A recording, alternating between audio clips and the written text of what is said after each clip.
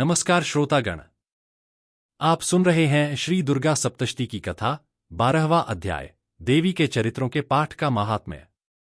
इस अध्याय में मां दुर्गा स्वयं यह बताती हैं कि उनके महात्म्य, कथा और स्तुति का पाठ या श्रवण करने से भक्तों को कैसे असीम लाभ प्राप्त होता है।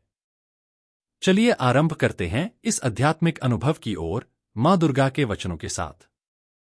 देवी बोली, हे देवगण, जो भी पुरुष इन स्तोत्रों के माध्यम से एकाग्रचित्त होकर मेरी स्तुति करेगा, उसके समस्त कष्टों का मैं निवारण करूंगी। मधुकैटभ का नाश, महिषासुरवध और शुंभनिशुंभ वध की कथा जो कोई श्रद्धा से कहेगा, जो भक्त अष्टमी, नवमी या चतुर्दशी को मेरे महात्म्य को ध्यानपूर्वक सुनेगा, उसे कोई भी पाप नहीं छुएगा। विपत्तियां दूर रहेंगी, घर में कभी दरिद्रता नहीं आएगी, प्रियजनों से वियोग नहीं होगा और न ही किसी प्रकार का भय रहेगा। जहां यह महात्म्य पढ़ा या सुना जाता है, वह स्थान मैं कभी नहीं छोड़ती, वहां सदा निवास करती हूं।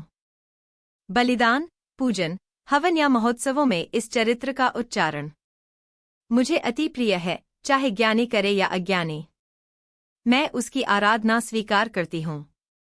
हर वर्ष शरदकाल की पूजा में जो मेरे इस महात्म्य को श्रद्धा से सुनता है, वह कष्टों से मुक्त होता है और धन धान्य तथा संतान से परिपूर्ण हो जाता है।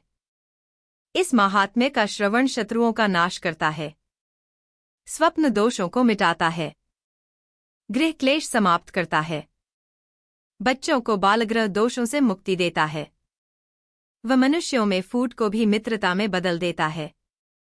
मेरे इस चरित्र को जो याद करता है, चाहे वह वन में हो, शत्रुओं से घिरा हो, भयानक युद्ध में फंसा हो या जीवन संकट में, वह निश्चय ही संकट से उबर जाता है।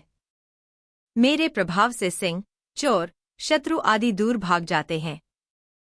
इस प्रकार श्री दुर्गा सप्तशती के 12वें अध्याय में देवी के चरित्रों के पाठ का महात्म्य वर्णित है। देवी की स्तुति और उनके चरित्रों का श्रवण करने से भक्तों को अनंत आशीर्वाद प्राप्त होते हैं। आइए हम सभी इस दिव्य ज्ञान को आत्मसात करें और देवी दुर्गा की कृपा प्राप्त करें। जय माता दी।